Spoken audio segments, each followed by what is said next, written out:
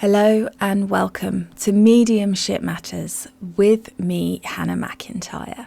How are you doing? I hope that you all enjoyed the interview with Gordon Smith on Tuesday. I thought he was phenomenal. What an amazing, humble and down-to-earth but incredibly talented human being. It was very exciting for me to have him on the poddy, and I managed to just about hold it together, I think. So I'm quite proud of that interview, and we have got more interviews coming for you over the coming weeks, so keep your ears peeled to feast upon some really great guests with some really fascinating experiences. First up today, I've got an email from Victoria, and Victoria is replying to my Challenging Beliefs podcast about the Fake Psychic podcast and the Fox sisters admitting their claims being false. And Victoria's drawing my attention to the fact that there is other evidence about those incidents before and after the Fox sisters resided in that property. And also Maggie Fox later retracted her confession. And Victoria says, the skeptics love to leave the story at their confession. I believe, however, that the confession was the result of years of harassment and religious fervour by those who had power over the Fox sisters. And I guess what I really want to say to that, Victoria, is it's moot to me in that it really doesn't make any difference to what I was saying in Challenging Beliefs, whether they were frauds or not. The very fact, whether they were forced into it, whether they were tortured into it, whether they were pressured into it, the very fact that they said that they faked it by clicking their toes is enough for me to wonder why we keep drawing attention to it. Surely, in the many, many, many decades that have followed the Fox sisters and the Hydesville rappings, there have been enough incredible moments in the history of mediumship that we could be choosing to celebrate, rather than basing our religion and our celebratory seasonal events around that one on the 31st of March. That's kind of my point. So I get that they may well have been forced into it. I get that they may have had a change in their belief system. I mean, let's look at what happened to Doreen Virtue. All about spirit, oracle cards, everything like that. And now is completely anti it, says she was controlled by demons, you know, each to their own. But just like Doreen Virtue now says that stuff so she doesn't get airtime with me, I'm not inviting her on the podcast, I don't talk about her, I don't read her books, I don't use her oracle cards anymore because she's turned her back on mediumship, and that's perfectly within her rights too. She's allowed to have an opinion. I don't feel, though, that she needs any more of my attention in that. And so whether the Fox sisters were forced into it or not, and whether they later retracted it or not, it just seems illogical to me that we as spiritualists and the spiritualist religious movement would be bringing that one up every year. Why wouldn't they bring up some of the incredible things that they must have seen happen? Why aren't we celebrating on the 6th of June that Gordon Higginson did an address to these people? Why aren't we talking about that? Why are we doing posts and sharing and celebrating Hydesville Day when they came out and said that they were making it up? It seems weird to me. It just seems like a weird day to hang your hat on because of what happened afterwards, regardless of the reasons why it happened. Does that make sense? So I really feel that as mediums, as spiritual people, I'm not a spiritualist. I don't believe in their religious movement, but I am spiritual. I don't feel that we should be celebrating that stuff. Even the examples Gordon Smith gave on Tuesday, like really, really good, mind-blowing, evidential experiences that people have had. Why aren't we talking about those and celebrating those rather than something that was later debunked and then rebunked? That, I think, is what it is for me. Does that make sense? So, yeah, I agree with you. It's really, really sad if that is their story, that they were forced into giving a confession that wasn't a confession. That is really, really sad. But equally, surely we are just giving the skeptics more power by delivering this story to them repeatedly as a perfect example of spirit communication, when there must be better ones. And if there aren't better ones than somebody tapping out the alphabet, I'm going to move on to the skeptic side. Like, there is better evidence out there than that. There is. I mean, it takes forever to tap through the alphabet. You'd never want to use a word with X, Y, or Z in it, would you? But seriously, you know, finding the good examples and celebrating those makes much more sense to me than continuing to give focus, airtime, and energy to something that, for whatever reason, they publicly came out and said they faked. Reminds me, when I was a kid, if you were in England, you will know what I mean, but PG Tips, the T, they used to have little fact cards in them. Do you remember? You used to be able to collect them. And I had like the mysteries of the world. In fact, I've still got it because I loved it. And I had the collector's book, and I would... thank God my parents drank a lot of tea, and I would be able to collect the little cards that came in it with different facts. And the one that always fascinated me were the two girls that had the fairies at the end of their garden that they later said were fake. I used to love that one. I used to find the energy of the pictures of the girls with their fairies, it used to send like a shiver, like a creepy shiver down my spine. Equally, I don't think anyone trying to offer the movement for fairies and the fae folk would want to use that as an example, because they later said they faked it. Same difference. Which actually leads me, I'm going to answer questions in a funny order today, because I know that I have got an email from Kate about fairies entitled, "Are Fairies for Real?" For real. Hi, Hannah. I've come a long way in my spiritual journey in the last few years. It most certainly has been a slow opening up to new ideas and possibilities. If someone had told me 4 years ago that it was possible to talk to dead people on a daily basis, I would have said they were full of shit. I had never heard the word spirit guide, much less believed that one was assigned to me.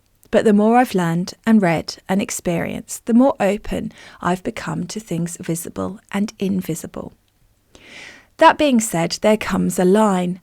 I think a healthy dose of skepticism is good. Sometimes spirit reveals miraculous things in our everyday ho-hum existence. But other days I'm not smelling my dead grandmother's perfume. Someone lit a candle in the kitchen without me knowing it. True. So where is the line? Or is there a line? I've always believed in angels, but I'm not so sure about these other mystical folk that I'm starting to read about in my new spiritual unfoldment books. I've just read an entire chapter of a book talking about fairies. Yes, fairies. What the actual fuck? My friends already think I've gone pretty woo-woo, but if I start talking about fairies around the water cooler, they might question my sanity. Even that does not bother me as much as it probably should, but I do wonder about commonly accepted otherworldly beings. I can get on board with angels, and I love the idea of aliens, but I guess I just have a block when it comes to fairies. If fairies are real, then what about trolls, unicorns, smurfs, elves, orcs, white walkers, etc.? Have you had any experiences with these things? Perhaps I've never seen them because they only appear to people that believe or people who don't live in the city. How do you recommend broaching these subjects with muggles? Like with so many other things with spirits, I'm becoming less afraid to talk about these subjects semi-openly. I want to be part of the change, and that can't happen if I keep quiet about all things spirit. But it's one thing to talk about auras and chakras at the water cooler, and quite another to discuss fairies. What are your thoughts? Right. I struggle with this aspect of spirituality quite a lot, Kate.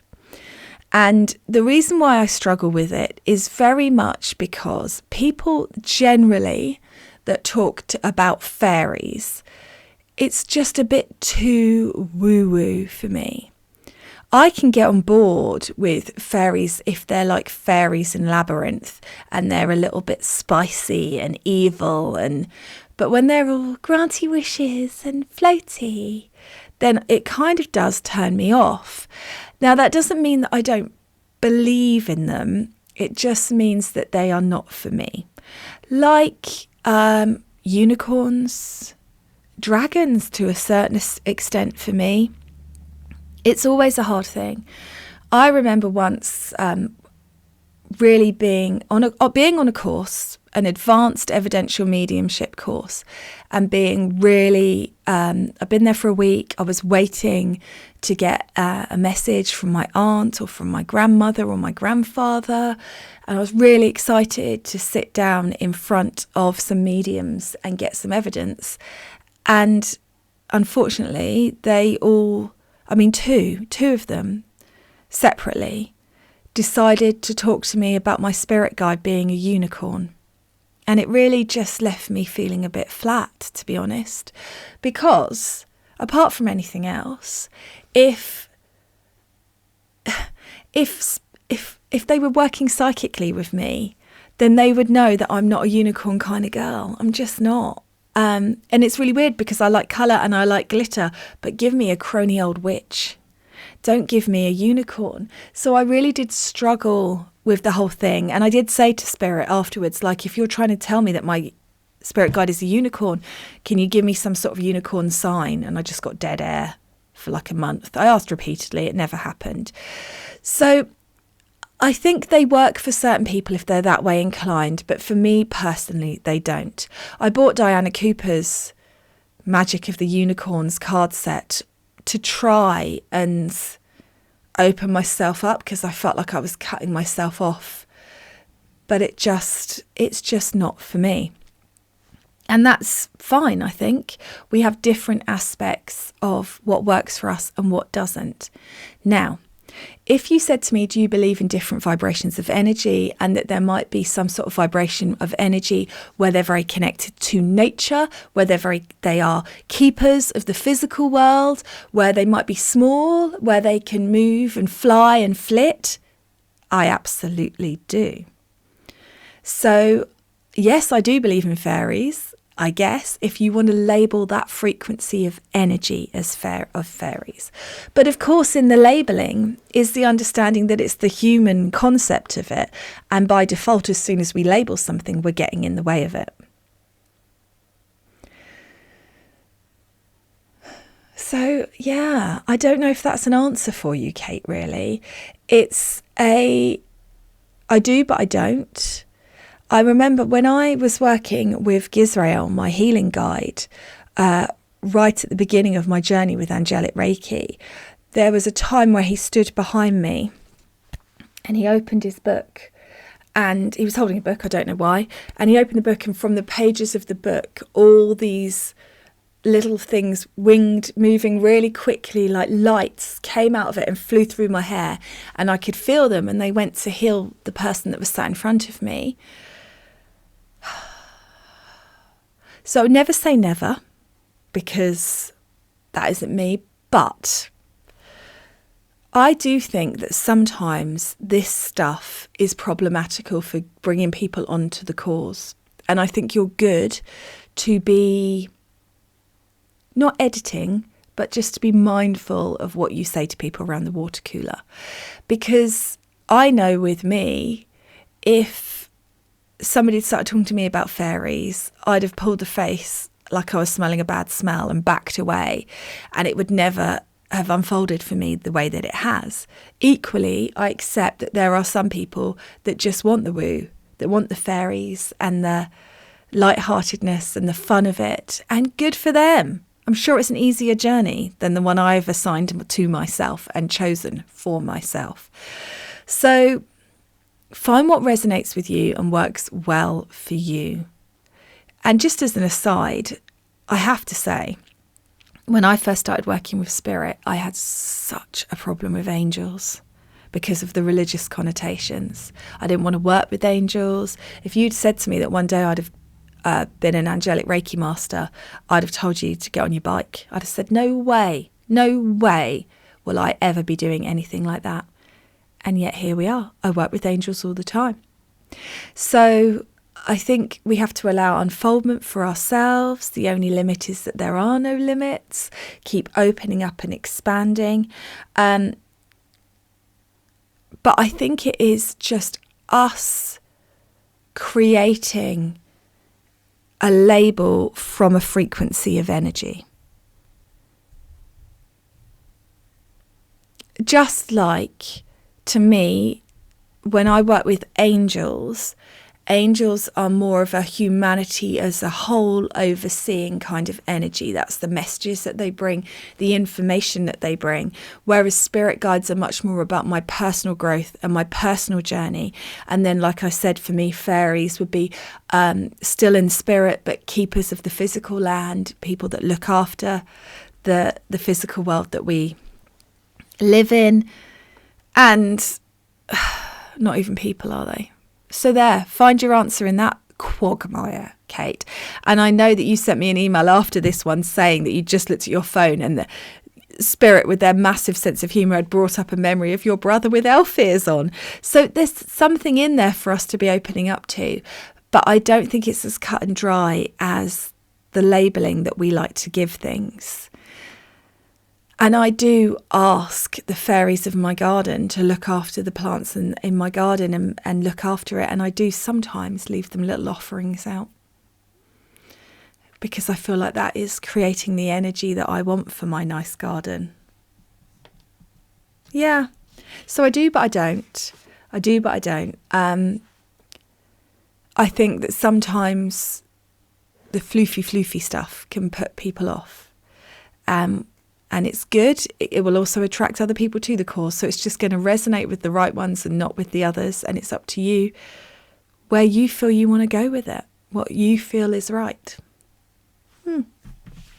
Okay, next up, I've got an email from Rachel. Rachel says, "Hi, Hannah. I just want to start by saying a huge thank you. I've been drawn to mediumship after feeling a presence and seeing colours through Reiki and wanted to learn more about spirit guides and the world we don't all see. I don't want to be negative, but I need to say it. Big things have happened along the way and I've shared these with my mediumship teacher, but all I ever get is great. I feel a little lost, unheld, and it can also be a bit scary without a discussion or guidance. You have been my consistent, and I'm so grateful for your authenticity and vulnerability when speaking your truth. You're making mediumship real, and for that I'm very grateful, or I'd have given up by now. Thinking I'm not the chosen type to be able to do it, or it's too overwhelming. So thank you." You're very welcome, Rachel. That's really sweet of you. So I'm hoping you may be able to help me with my questions. In January, I had viral meningitis and had an out-of-body experience. I was waiting for a lumbar puncture and was extremely nervous. The time has come to have this and I was trembling. I heard a voice, my voice within me, "Come up here. You don't have to be in your human vessel right now." I somehow did, and I was able to see myself looking down above and see clearly what they were doing. I felt no pain at all. But more profoundly, there was a group of women who greeted me.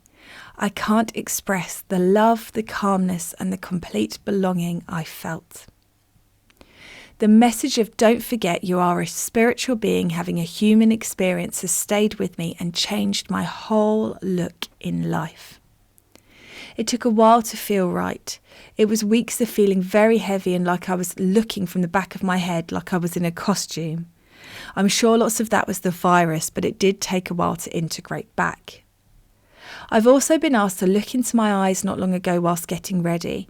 I did, and I wasn't quite ready for what I saw. My face changed like a slideshow of lots of faces. They did look sad, like they'd all been crying a lot. I asked, "Who are you?" They said, "We are I." I'd love to have your opinion on what on earth is happening. There are many more downloads, usually in nature or when I write. The last one, they said, I'm a soul electrician, helping people find their light on switch. Very masculine way of putting it. If I didn't have your community, I'm not sure how I would be with all this going on. Love and light. Oh, Rachel, it is a solitary and difficult path, and your teacher may be not saying a lot because they don't want to put their stuff into it. So the other night I was demonstrating, and I got to listen to the audience questions, which I always allow. And a girl put her hand up and said, "I keep seeing butterflies. I feel like they're a sign. What do they mean?" And I said, well, it's not really about what it means to me. You're the one getting the sign. It's about what it means to you. And I felt like she was like, oh, that's disappointing. And I did go into some examples of what butterflies could mean. But I really didn't want it to be what I think. And I have a real problem with teachers that do this. When somebody has a meditation and they come back and they say, I saw a zebra. What does a zebra mean? And the teacher says, well, a zebra means blah, blah, blah, blah, because it's quite disempowering. What you want is your students to feel safe in their abilities, their communications, and their experience to be able to find out for themselves what a zebra means. And so maybe your teacher is like that, and she's not saying a lot because she's trying to hold a space for you. I don't know, but I just wanted to offer that out there because it's a hard balance sometimes. Okay. What an amazing experience you have had with spirit. When I had when they scan your brain and everything, and I was in the machine, you'll all be shouting at the radio like you always are, going, the word, but I can't get it right now. Anyway, when I had that, I really didn't like it because I had to be clipped in around my head and my neck, so I couldn't move it. And it was making me feel a bit claustrophobic and panicky. And so I did go off with my spirit guides and sit somewhere in a garden in my head. And that was very nice, but I didn't get an out-of-body experience. And now I'm a bit jealous. When they brought me back, when they sort of pulled me out of the machine, on the bed, they did say, have you gone to sleep? And I was like, no, I have not. Because I was so far gone, they thought I'd dozed off, but I hadn't. And I thought that was pretty cool. But I didn't have an out-of-body experience. So that's amazing that Spirit were able to do that, that you trusted them enough to take that hand that was offered to you, that you allowed yourself to feel that love. Because that love is the thing that changes everything.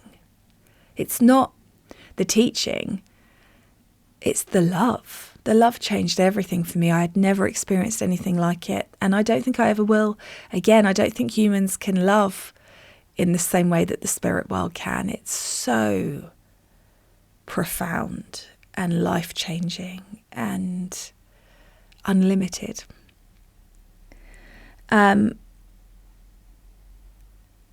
I can understand that it took you a little while to integrate back as well.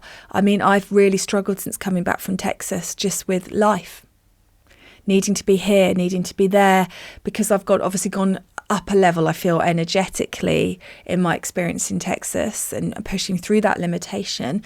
I am now struggling with the humdrum day-to-day nature of life. Ugh. So I can understand that, feeling disconnected and feeling like you're, back into wearing your flesh suit. That makes sense to me, absolutely. And faces. I love seeing spirit guide faces step forward on people.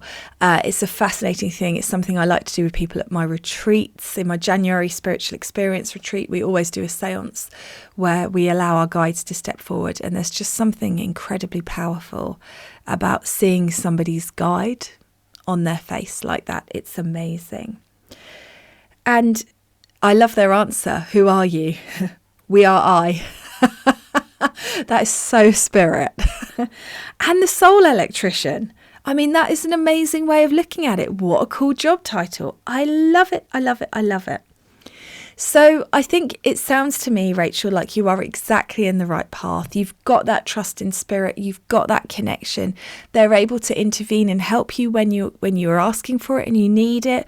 You understand your purpose of switching the light on with people. You're getting those wonderful experiences with spirit stepping forward. I don't know why they were crying. And you will have to ask them why they were crying. Why were you crying? And then let us know on the podcast, because I'm sure we're all interested. But it could just be the depth and breadth of their love. I used to cry all the time when spirit stepped forward because it was just too overwhelming to me to be loved like that. So you're on the right path, Rachel. Don't give up. Trust into yourself. There's amazing things happening here, fantastic things that you should be very, very excited about. And I'm really glad that you found this community too. We are lucky to have you. So keep going, and thank you very much for sharing your stories. Next up, I've got an email from Kelly, and Kelly says, "Hi Hannah, lovely to see your podcast popping up on my phone again. I've definitely missed them over the summer. I loved the new episode where you were discussing the link between our mind, body and spirit and the importance of looking after our physical bodies. It's something I've been more conscious of lately too, particularly with food, as I've recently been learning about the different vibrations of foods and drinks and how that can affect us. So I think you are spot on about the vibration of alcohol being lower. It's usually obvious to see the negative impact it can have on our minds and bodies, so it makes sense it would have an impact on our spirit too, as they are inextricably linked. I am not sober, but my alcohol intake is minimal as a side effect of my husband becoming sober 2 years ago and joining AA. The effects of alcohol on his physical and mental health were obvious, but it was only when he stopped drinking that he was able to recognise the spiritual impact. Since he stopped drinking, he has discovered a new spiritual side of himself that has transformed his life and ours as a family. Out of interest, I went along to an open AA meeting with him a few weeks ago, and it was an incredible experience that I would highly recommend for anyone on a spiritual journey. There were so many similarities between the discussions and healing taking place in that room as the discussions and healing that takes place in my development circle. I was amazed at the spiritual focus of the group and how they talk about surrendering, their recovery to a higher power, trusting that their physical and mental well-being will fall into alignment if they stick to their spiritual path. I believe that when we are growing spiritually and raising our vibrations, just as we intuitively feel drawn to let go of situations, people and attitudes that are no longer in alignment with our higher vibrations, we also recognise those foods, drinks and habits that are holding us back and those which will raise us up. Good luck on your new journey of physical, mental and spiritual health, and thank you for being so honest and vulnerable on your podcast about your struggles and successes."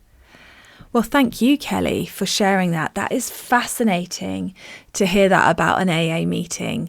And I love it. I love it. I love knowing that, it's the same as a circle, isn't it? Sitting in a power for your greater good, expanding into where you know you should be and supporting others on that journey. Incredible. And thank you so much for sharing your story. Now I've got my dear friend Sue who's messaged. And Sue, I'm still working through the trance stuff, but I'm hoping to have an episode all about this recorded for you shortly. Welcome back. I hope you have a lovely summer break. It's lovely to hear your podcasts again. Found today's really interesting about the physical body link.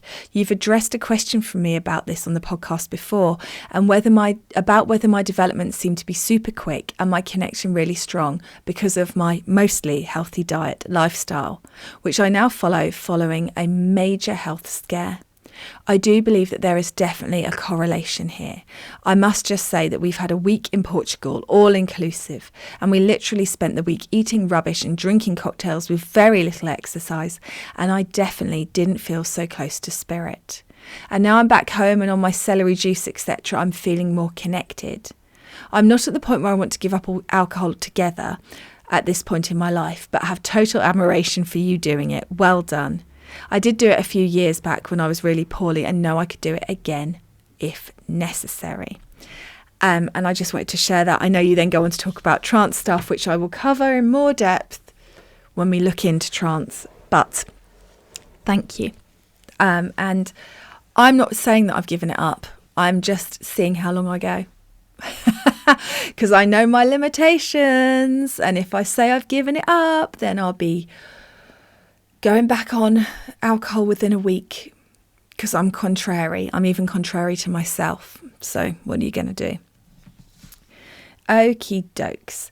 Then Kate has messaged again. Hi Hannah, I have a quick question for you regarding guides. Do we still have guides once we pass into spirit? Do we still need guides when we are there? What about if we give it another go in a reincarnated body? Would our old guides stick with us, or do we get new people too? Do they evolve through guide school just as we evolve through Earth school? If so, what is the next level up for them? And what would success look like for one of them with their clients, humans, perps?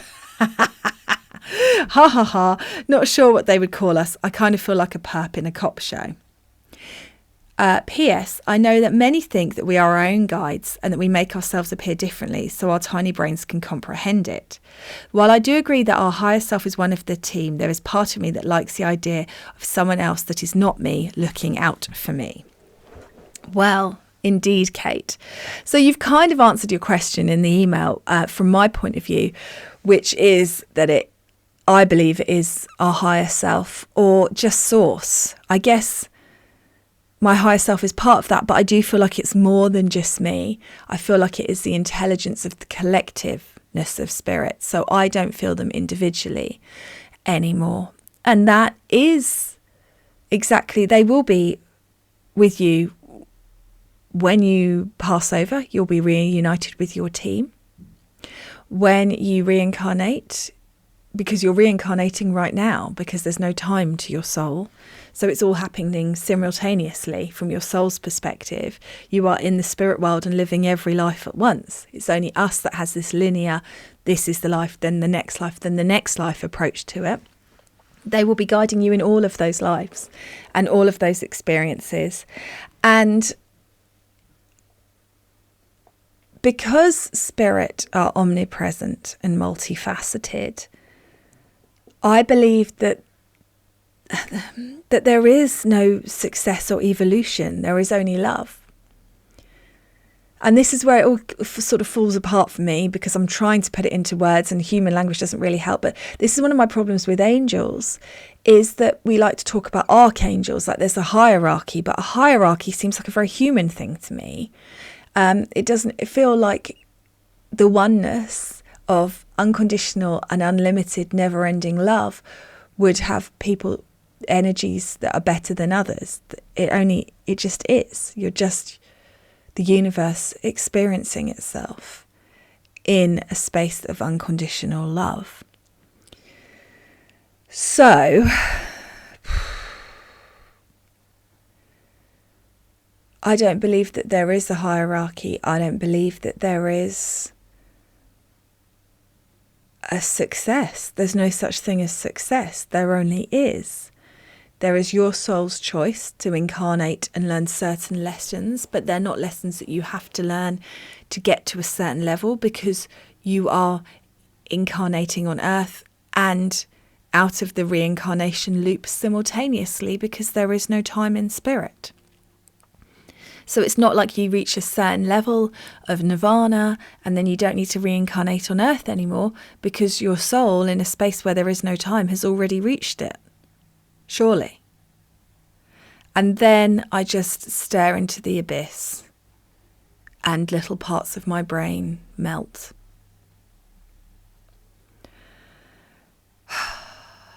You know, it was easier when I believed what I believed at the beginning. At the beginning, I believed that guides were teachers, that they were helping overlook us as part of their evolution, that some guides would stay with you through many lives, guides would incarnate with you on earth for certain lives, some lives they would stay in the spirit world, and eventually they would reach a level where they wouldn't need to be a guide anymore, and they wouldn't need to reincarnate anymore, and then they would just be in a state of perpetual bliss. But now I believe that all of that is true, but it's happening simultaneously, which is too much for my human brain to comprehend. But I hope that that makes sense to you. You're welcome. I'm sure that's just given you 30 more questions, but that's the way it goes, isn't it? Okay, next up, I have got an email from Abigail, and Abigail says, "You're so talented." Well, thanks, Abigail, you smooth-talking son of a gun. But she then also says, and that's my question, when a person is talented, is it their human or their soul? I love it. I love it. Both. I think it's both. I think that my soul came here to be a specific way, the way that I am. But I think my soul, in its infinite knowing, knew that I needed certain experiences in my human experience to be able to unlock that within me. And you've heard me say this on the podcast before. This is like, I know that I'm not the best medium. I know that I'm good. I'll push it. I'll say I'm in the top 10% of mediums in the UK, skills-wise. But I'm not the best. I know I'm not the best. But I also know that my personality and the way that I am is good and attracts the right people to me. Some people don't like me. I'm not pretending I'm for everybody, but there is that kind of attraction. People like the fact that I'm silly, that I'm down to earth, that I'm honest, blah, blah, blah. So those are the things that I'm now recognizing as my gifts. I believe that spiritual connection and communication is available to everybody, but I also believe that there are aspects of me, my personality, that are my gifts. And they were, I think, chosen by my soul, maybe part of my soul, but I needed them to be brought out in the physical. So I am a physical manifestation of the experiences that I chose and that my soul chose for me to have, for me to be able to expand into this space where you now find me. So both. I feel things like my inquisitive nature is my soul, the thirst for knowledge that I have, the wanting to pull it all apart and look at it under a microscope and understand the why that I feel is my soul. I could be wrong.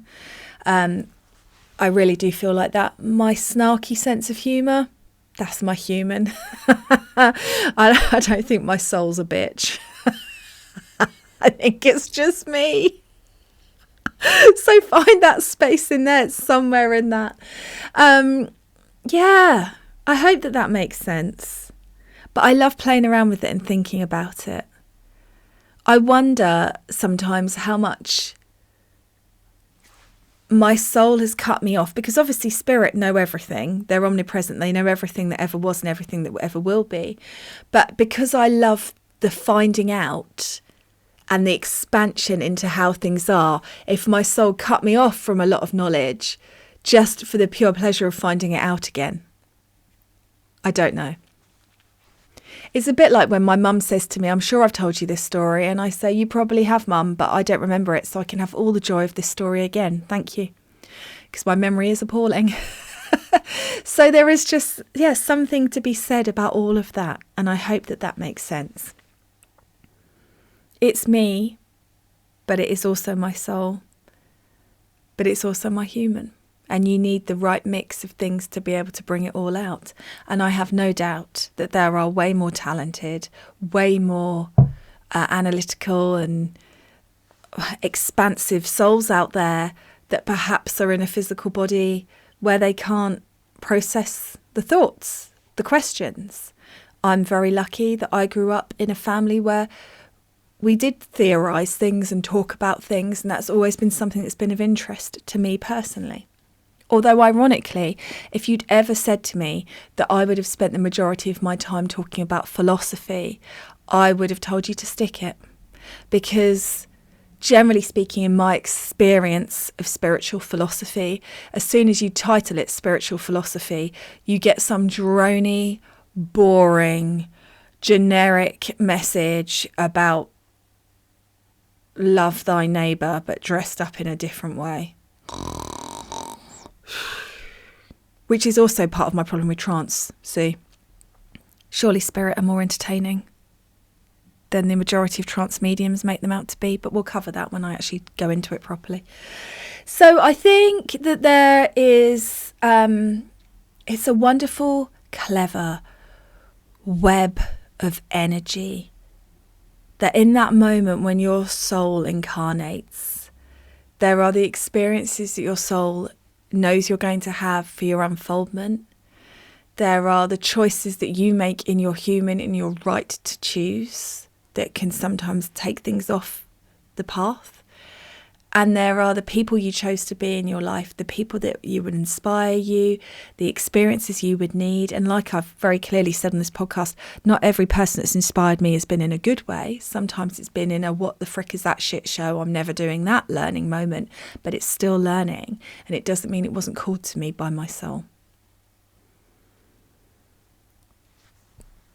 But I'm glad you think I'm talented, Abigail. I will try and hold on to that energy and accept it rather than reject it with awkwardness. There we go.